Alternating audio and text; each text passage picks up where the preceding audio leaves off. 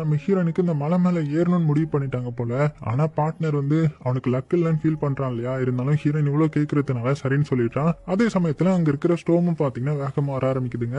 மேல இருந்து பாறைகள்லாம் சின்ன சின்னதா விழ ஆரம்பிக்குதுங்க. சோ இதை பார்த்து நம்ம பார்ட்னரும் சீக்கிரமா ஒவ்வொரு ஹூக்கா மாட்டு கீழே இறங்கணும். அப்படி ஒவ்வொருத்தரா கீழே இறங்க இறங்க ஒவ்வொருத்தரா மாட்டிக்கிட்டே வராங்க. ஒரு கட்டத்துல நம்ம பார்ட்னரும் ஹூக்க மாட்டிட்டியா அப்படின்னு பதற்றத்துல கேட்க ஹீரோயின் இனிமே மாட்டல, அதனால வேகமா மாட்ட ட்ரை பண்ணிட்டு இருக்காங்க. ஆனா அதுக்குள்ள என்ன ஆகுதுன்னா நிறைய பாறைகள் வந்து மேல இருந்து விழ ஆரம்பிக்குது. சோ அதுவும் இந்த பனிப்பாறைகள். அதுல ஒண்ணு நம்ம பார்ட்னருடைய மண்டையிலே அடிக்கும் பாருங்க.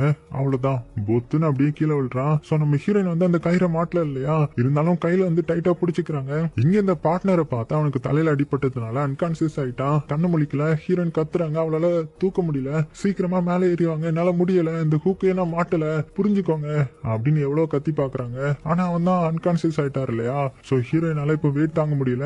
சோ இவளுடைய ஹூக்கும் பாத்தீங்கன்னா இப்போ வெயிட் தாங்க முடியாம அந்து போக போகுது போல.